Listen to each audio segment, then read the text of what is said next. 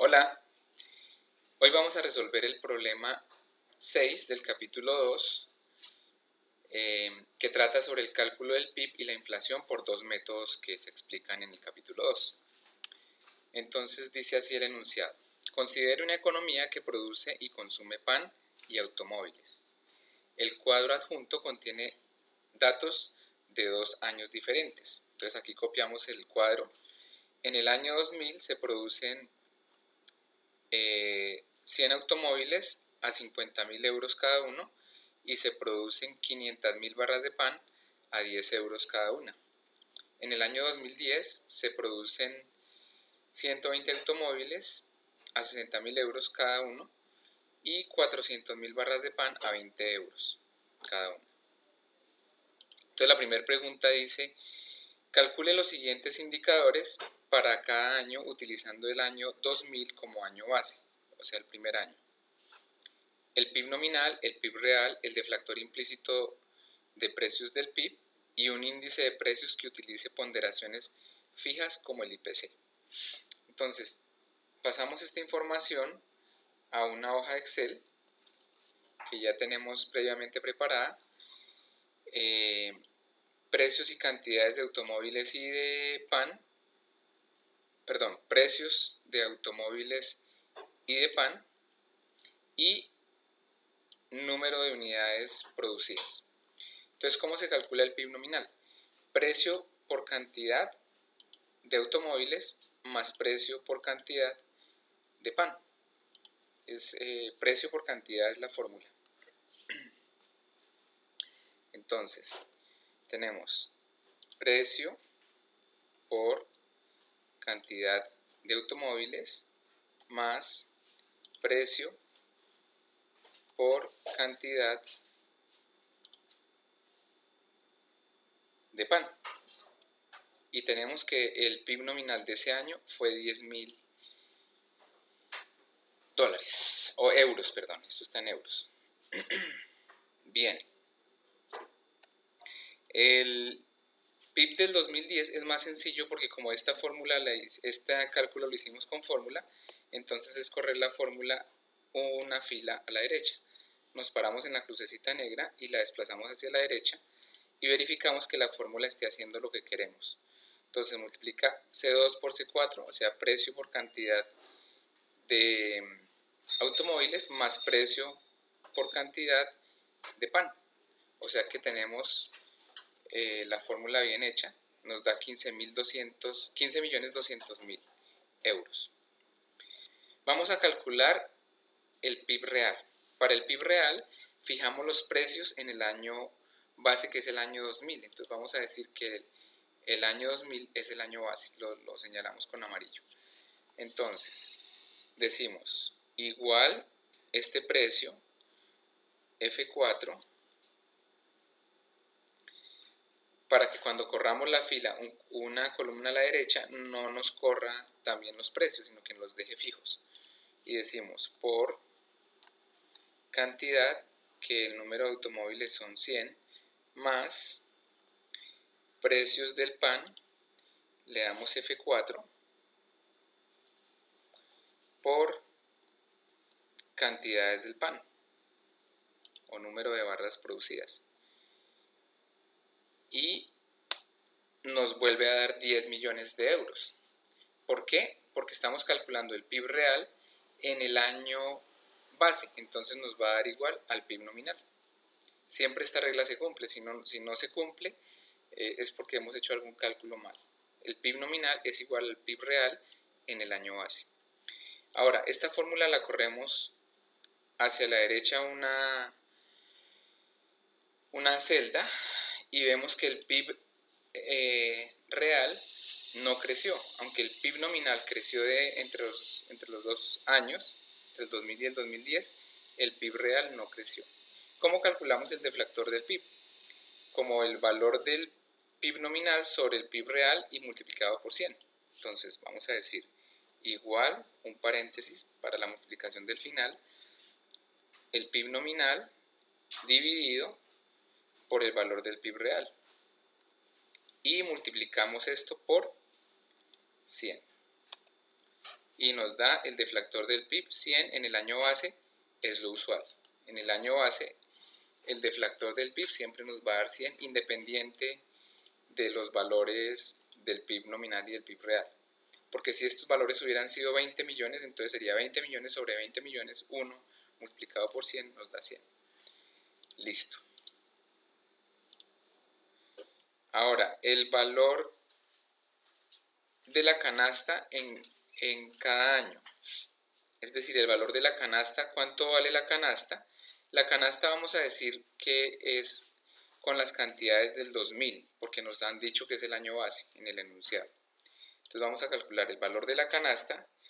Para este caso nos va a dar igual que el PIB y ya explicamos por qué. El valor de la canasta va a ser el precio del automóvil por las cantidades del automóvil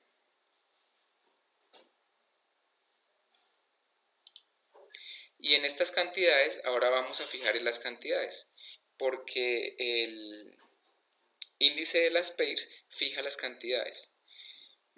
Entonces aquí le damos F4 más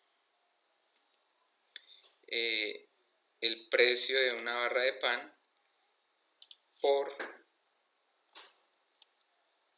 las cantidades y le volvemos a dar F4 para fijar las cantidades de automóviles.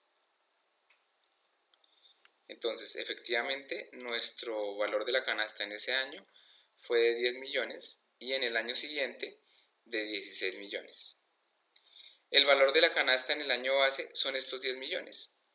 Entonces, en ese caso, la forma de calcularlo es volver a multiplicar precio por cantidad del año base, pero en este caso con todas las celdas fijadas, con todas las celdas aplicándole el F4. Entonces sería esto, F4 por número de automóviles, F4 más precio de la barra de pan, F4 por el número de pan, de barras de pan producidas, y también F4. Entonces verificamos que las cuatro magnitudes tengan el signo pesos al lado y lado de la letra. Eso es lo que hace el F4 y fija esa celda. Entonces cuando corramos esta fórmula hacia la derecha, el valor de la canasta en el año base no cambia. Lo que cambia es el valor de la canasta en los 2 años para los que estamos construyendo este ejercicio. El IPC lo calculamos de manera análoga a cómo se calculó el deflactor del PIB. Es decir, que podemos copiar esta fórmula de hecho. Vamos a ver si copiar esta fórmula y pegarla aquí nos hace el cálculo que necesitamos. Divide B9 entre B10 y multiplica por 100. Porque aunque la fórmula está hecha para dos datos arriba, cuando la copiamos aquí abajo, él lee los datos inmediatamente anteriores. Y aquí podemos correr esta fórmula hacia la derecha y nos calcula, vamos a chequear que esté bien, nos calcula C9 sobre C10, que es donde están los valores de la cesta, año corriente y año base. Listo. Entonces nos preguntaban valor del PIB nominal en los 2 años, 10 millones y 15 millones 200 mil, valor del PIB real, 10 millones y 10 millones. Valor del deflactor del PIB, 100 y 152, valor del IPC, 100 y 160. Volvamos a nuestra presentación. Entonces ya tenemos todas estas magnitudes calculadas. Bien, pasemos al siguiente literal. ¿Cuánto han subido los precios entre el año 2000 y el 2010? Compare las respuestas que se obtienen con el índice de precios, las pairs, y el de Paget, y explique la diferencia. Entonces aquí hacemos claridad de que el índice de Paget es el deflactor del PIB y el de las pairs es el IPC. Y vamos a nuestra página de Excel. Entonces, ¿cómo se calcula el incremento en los precios o la tasa de inflación, que se conoce más famosamente como tasa de inflación? como la magnitud en el segundo periodo menos la magnitud en el primer periodo sobre la magnitud en el primer periodo por 100. Entonces, esto lo vamos a lo ven ustedes en pantalla, la fórmula de cálculo de la tasa de inflación. Entonces, igual esta magnitud menos esta magnitud sobre el año inicial, y todo esto nos toca abrir otro paréntesis, todo esto multiplicado por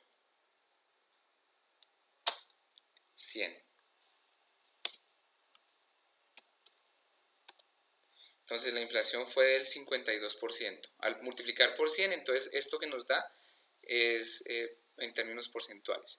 Si esta fórmula la copiamos a esta celda,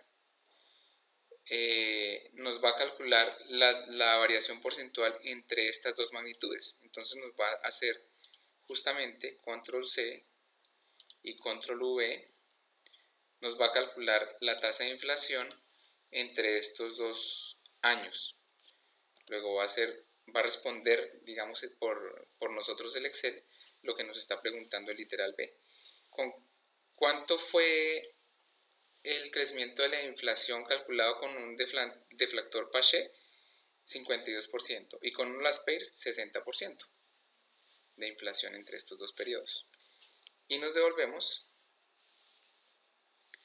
a nuestra presentación. Bien, el último literal nos pregunta, suponga que es un diputado que está redactando un proyecto de ley para indiciar las pensiones. Es decir, su proyecto de ley ajustará estas prestaciones para contrarrestar los cambios del coste de vida. ¿Utilizará el deflactor del PIB o el del IPC? ¿Y por qué? Entonces ahí nos toca hacer análisis desde la teoría.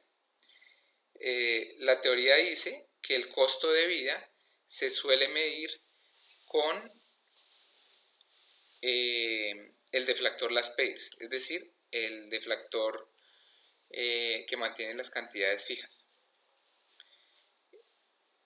Es decir que si uno fuera el legislador, habría que recomendar esta tasa de inflación, la del 60%, porque para incrementar las pensiones habría que hacerlo en una magnitud parecida, lo más cercana posible, al incremento en los salarios, y los salarios se suelen ajustar con base en el IPC y no con el deflactor. Entonces, por esa razón, esa sería la recomendación. Bien, no nos preguntan en el problema la diferencia entre el IPC y el deflactor, pero podemos mencionarla brevemente. ¿Por qué el IPC nos da una inflación más alta que con el deflactor? Porque el IPC, al mantener las cantidades fijas del año inicial, suele sobreestimar la tasa de inflación, es decir, suele arrojar una tasa de inflación que es mayor que la que en realidad experimenta la economía. ¿Por qué el dejar las cantidades fijas sobreestima la inflación? Porque en la vida real los agentes hacen una búsqueda de bienes baratos cuando van a hacer sus compras y sustituyen los bienes caros por bienes baratos, prefieren comprar bienes baratos que bienes caros. El IPC no captura esto porque tiene las cantidades fijas, entonces nos da una inflación sobreestimada. Esto termina el problema. Si les gustó el video, por favor denle like y compartan con sus amigos. Si tienen preguntas o algún otro problema que quieran que respondamos en el canal, déjenlo en los comentarios. Hasta pronto.